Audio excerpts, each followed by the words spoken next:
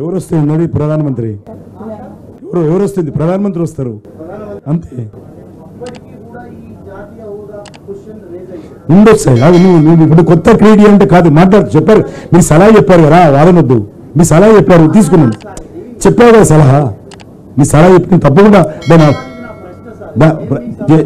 తప్పేం లేదయ్యా.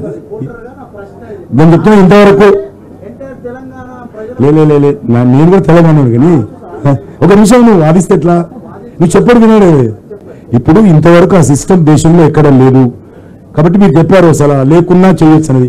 దేశంలో ఇంతవరకు ఏ ఫెస్టివల్ కూడా అనేక నేషనల్ ఫెస్టివల్ గుర్తింపు ఇచ్చినటువంటి ఏది కూడా లేదు. మీరు సలహా చెప్పారు, తప్పకుండా దాన్ని పరిశీలిస్తామని చెప్తున్నాను.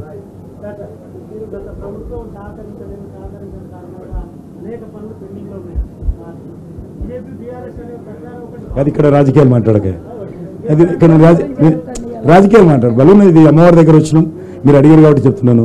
ఇక్కడ అమ్మవారి దగ్గర అదొకటనే విషయం. రాజకీయాలు మాట్లాడు దయచేసి. మనకు చాలా వేదికలు ఉన్నాయి మాట్లాడడానికి. నేను కూడా అడిగారు కాబట్టి చెప్పాను.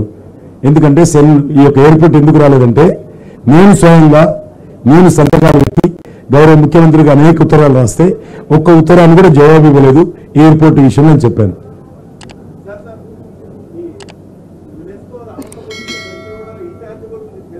అదే చెప్పాను. అది కూడా ప్రయత్నం అంటే అది కూడా చేయవచ్చు, మనం తప్పకుండా ప్రయత్నం చేద్దాం. ఇప్పుడు ఈ సంవత్సరం ఏమో ఈ యొక్క శివాజీ మహాసామ్రాజ్య దినోత్సవం జరిగి 350 సంవత్సరాలు జరుపుకునే సందర్భంగా దేశవ్యాప్తంగా 8 కట్టడాలు ఉన్నవి, పోర్ట్లు. 8 పోర్ట్లను ఈసారి యునెస్కో గురించి ప్రతిపాదనలు పంపించాం. This is the first UNESCO heritage. ఉభయ తెలుగు రాష్ట్రాల్లో మొట్టమొదటిది మన రామప్ప గుర్తింపు వచ్చింది. అది కూడా మనం వచ్చిన తర్వాత